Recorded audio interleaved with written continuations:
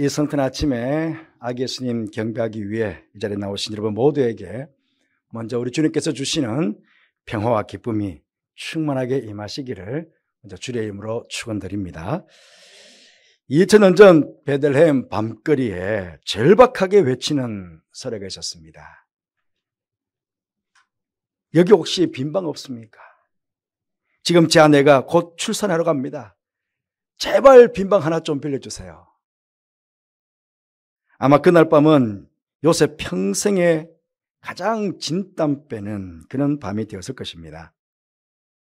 여러분 그렇지 않습니까? 산모는 가장 안전한 곳에서 주변의 도움과 축복을 받으며 출산해야 되는데 이들 부부는 방 하나 내어주는 이웃을 만나지 못하고 결국 마리아는 마구간에서 출산할 수밖에 없었습니다. 어느 사회나 또 어느 때나 만삭의 부인들은 특별한 대접을 받습니다.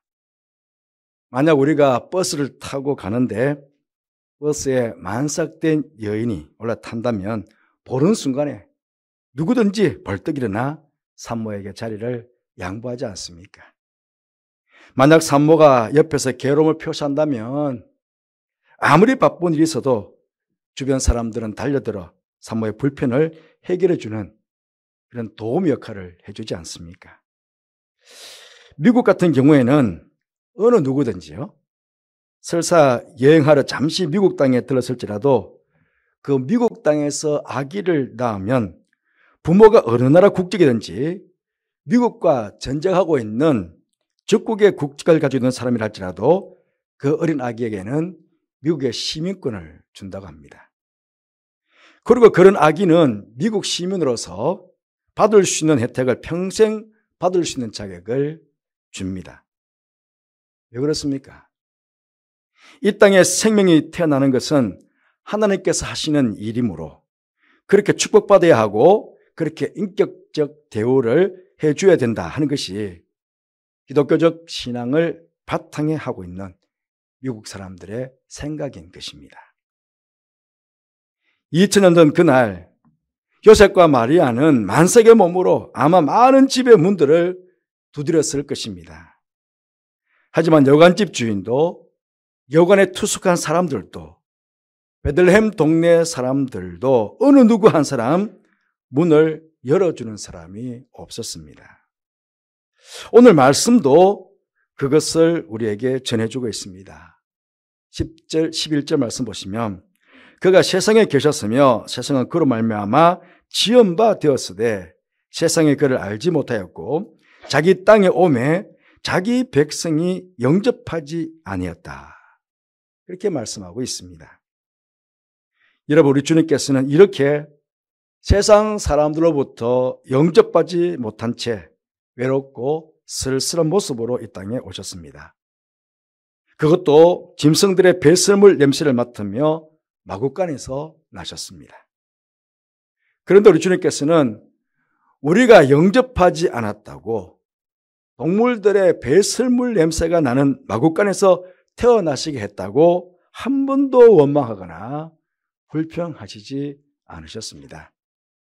오늘 우리는 베들레헴의 그 많은 여관의 주인들과 주민들 가운데 어느 누구도 우리 예수님께 빈방 하나를 제공하지 않았다는 이 안타까운 사건을 보면서 우리는 어떤 교훈을 오늘 이 시간 받아야 하겠습니까?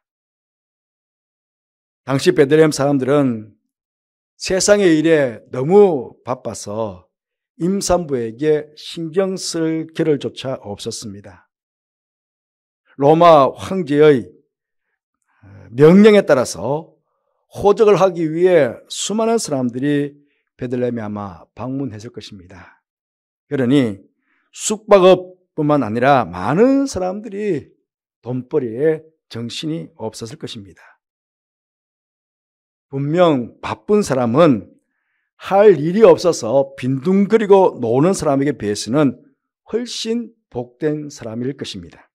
그러나 인생의 가장 중요한 일을 놓칠 정도로 그렇게 바쁜 것은 그것이 축복이 아니라 오히려 불행일 수 있습니다. 세상 사람들은 흔히 내가 바빠서 무엇을 하지 못한다고 핑계대는 경우가 많이 있습니다. 그러나 사느냐 죽느냐 하는 영적인 문제에도 바빠서 신경 쓰지 못했다는 것은 그 어떤 변명으로도 용납될 수 없습니다. 장차 예수님께서 재림주로 오셔서 우리를 심판하실 때 우리가 세상에서 얼마나 바쁘게 살았느냐 하는 것에 관심을 가지시는 것이 아니라 도대체 무엇을 하면서 그렇게 분주하게 살았느냐 하는 것에 관심을 가지실 것입니다. 예수님께서 태어나시던 날 여관의 주인들을 비롯해 세상 사람들은 모두 다 세상 일에 바빴습니다. 한 사람이라도 더 손님을 받아서 대목을 챙기겠다고 하는 그런 열심 하나로 메시아가 그 땅에 태어났다는 사실도 몰랐습니다. 아니 아예 관심조차도 없었습니다. 아마 나중에 왕으로 오신 예수님을 영접할 수 있는 절호의 기회를 놓쳐버렸다 하는 사실 인해 땅을 치며 후회했던 사람들이 있었다면 그것은 바로 베들레헴 여관 주인과 베들레헴 동네 사람들이었을 것입니다. 핸드릭슨이라는 유명한 주석가가 이렇게 이 사건에 대해서 이런 이야기를 했습니다. 그들이 예수를 영접하지 않은 것은 재산, 명예, 쾌락, 사업 등에 정신이 팔렸기 때문이었다. 그들에게는 예수께서 머무실 방이 없었고 예수를 생각할 시간도 없었다. 그렇게 해석하고 있습니다. 또 바클레이라는 주석가도 이 본문을 이렇게 해석하고 있습니다. 주님은 사람들의 마음속에 들어오시기를 원했지만 사람들의 마음속에 너무 많은 잡동사니들이 가득 차 있어서 들어오실 수가 없었다. 지금도 주님은 들어오시기를 원하시지만 지금도 사람들은 주님을 거절하고 있다. 여러분, 혹시 지금 우리의 모습이 이런 모습은 아닐까요? 자기 일에 너무 분주하고 바쁜 사람은 주님을 모시는 예배 시간과 기도 시간을 모두 빼앗겨 버릴 수가 있습니다. 자기 일에 너무 분주하고 바쁜 사람은 주님을 모실 수 있는 그 기회를 놓쳐버릴 수가 있습니다. 그래서 2000년 전 베들레헴 사람들처럼 우리 주님을 외면한 채 주님보다 나의 바쁜 일을 우선하여 그렇게 살아갈 수가 있는 것입니다. 오늘 이 시간 우리는 무엇보다 우리 주님께서 왜 이 땅에 오셔야만 했는지, 오셔서 우리를 위해서 무엇을 하셨는지, 그리고 우리들에게 무엇을 원하시는지를 다시 한번 깊이 생각해 보아야 하겠습니다. 그래야만이 더 중요한 것을 놓치지 않고 헛된 시간을 낭비하며 그렇게 베들레헴 사람처럼 살아가지는 않을 것입니다. 여러분, 우리 주님께서 왜 하늘 보좌를 버리시고 이 땅에 오셨습니까? 어둠이 가득한 세상에 빛으로 임하셔서 어둠의 일들을 몰아내고 세상을 구원하시기 위해서 오셨습니다. 오셔서 하신 일 중에 가장 중요한 일이 무엇입니까? 우리 죄를 사하여 주시기 위해 십자가를 지셨습니다. 그렇게 십자가를 지신 주님께서 우리들에게 원하시는 것은 무엇이었습니까? 그 십자가를 지고 주님 마음을 품고 주님을 따라가는 것입니다. 여러분, 우리 무엇보다 우리 주님의 성탄을 맞이하면서 우리 안에 주님의 마음을 품는 그런 성도들이 되어야 하겠습니다. 남을 배려하는 따뜻한 마음, 내 것을 기꺼이 희생하는 마음, 겸손한 마음, 온유한 마음, 관용하는 마음, 이웃을 진실하게 대접하는 마음, 이런 마음이 바로 우리 주님의 마음 아니겠습니까? 또한 아직도 여전히 어둠 가운데 있는 세상의 수많은 사람들에게 이 주님의 마음을 전하여 함께 주님을 따르게 하는 것, 그것이 바로 이 시대에 주님께서 우리에게 원하시는 주님의 마음이 아니겠습니까?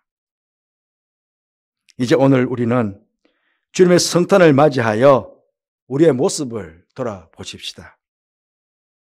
혹시 2000년 전에 빈방 하나 제공하지 못했던 베들레헴 사람과 여관 주인들처럼 우리 마음이 세상의 것들로 가득 차 있지는 않은지, 아직도 주님보다는 세상 일에 분주하여 세상의 일에 더 열중하면서 이 성탄절과 연말을 지금 보내고 있지는 않은지요.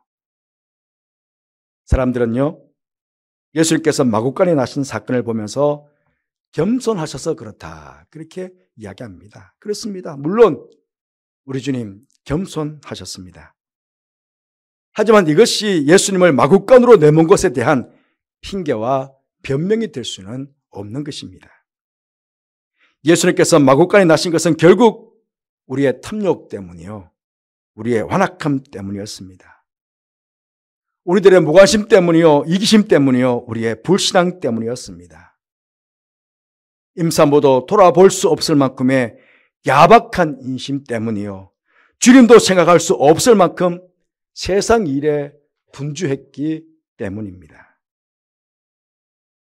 2000년 전에는 왕으로 구세주로 오셨던 우리 예수님을 어느 누구도 영접하지 않았지만, 오늘 2022년 성탄절을 맞이하여 아기 예수님을 경배하기 위해 이 자리에 예배하기에서 나오신 여러분들은 이 땅의 왕으로 구세주로 오신 우리 예수님을 여러분 마음의 가장 거룩한 곳에 기쁨으로 모셔드리기를 간절히 바라겠습니다.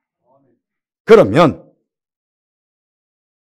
성탄하신 주님께서 주님의 마음을 품고 주님을 따라가기를 원하는 자들에게, 혹 그가 첫사랑을 잃어버린 성도에 있다면 그 첫사랑의 그 감격과 기쁨을 회복시켜 주실 것입니다.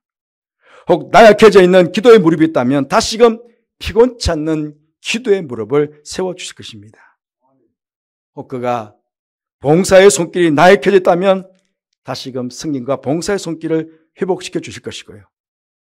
복음 전도의 열정이 식어져 있다면 다시금 불타는 구령의 열정을 회복시켜 주실 것입니다. 혹 영적으로 심령이 냉랭해져 있다면 성령의 뜨거운 불길로 충만하게 채워 주실 것입니다.